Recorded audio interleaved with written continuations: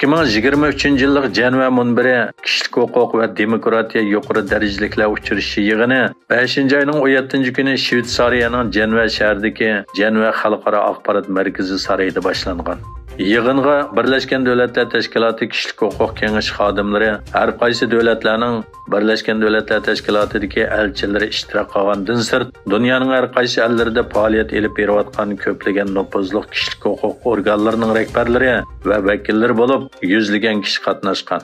Uyg'urlarga vakolatan Dunyo Uyg'ur qurultiyining raisi Dolqin Aysa, Dunyo Uyg'ur qurultiyi programma yetakchisi Zumratay Erkin ve Gollandiyadagi jazo lageri shohidi Qalbi Nur Sidiq qatorliq bir guruh vakillar qatnashgan. Mazkur yig'inda Dunyo Uyg'ur qurultiyi raisi Dolqin Aysa apandi Uyg'ur kishilik huquq krizisi degan temada nutq so'zlab, Xitoyning Sharq Turkistonda davom qilayotgan irqiy qirg'inchilik va insoniyatga qarshi jinoyatlarni yana bir qatim qattiq ayblagan. Her qaysi kishilik huquq tashkilotlari chorshanba kuni Fransiyada kiyim-kechak magnati Uniqlo va Inditex ustidan yangi arz sunganligini e'lon qilib, bu shirkatlarning Xitoyning Sharq Turkistondagi majburiy emgikidan foyda olganligini o'tirg'a qo'ydi. Ma'lum bo'lishicha, arzda o'tirg'a qo'yilgan ayblashlar insoniyatga qarshi jinoyat, qulluq, irqiy qirg'inchilik va odam atkaschiligi qatorliqlarni o'z ichiga oladi. İlginççe bu arz Avrupa'daki bir kısım kişilik hukuk teşkilatları, Avrupa Uyghur İnstitutu ve bir lager şahit tarafından tayyorlangan. Sharq Turkiston xalqiga har xil bahona vositalar bilan irqiy qirg'inchilik yurgizayotgan Xitoy hukumati G'ulji diyorida keng tarqalgan Xanzu bozori nomli naqshini cheklagan.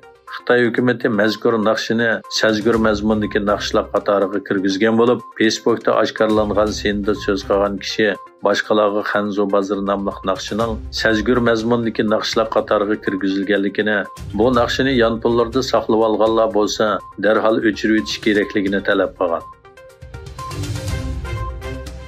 Angliyaning sobiq bosh ministri Liz Truss Xitoyning siyosiy va iqtisodiy tahdidiga qarshi faqat Birlashgan Davlatlar Tashkiloti bexatarlik kengashi yoki Dunyo savdo tashkilotiga tayinishning mumkin emasligini, bu tahdidga taqobil turish uchun erkin davlatlarning iqtisodiy jihatdagi Shimoliy Atlantik Akti tashkilotiga ehtiyojli ekanligini aytdi.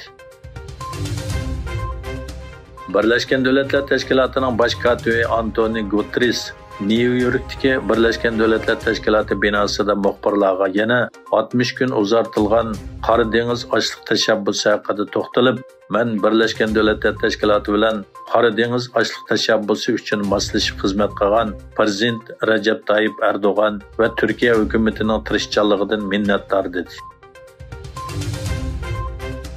Birleşken Devletler Teşkilatı, Xalqaro Ko'chmanlar Teşkilatı Sudanda davomlashayotgan to'qinish sababidan 843 mingdan ortiq kishining uy makonlaridan ayrilganligini, 259 ming kishining qo'shni davlatlarga ketganligini xabar qildi.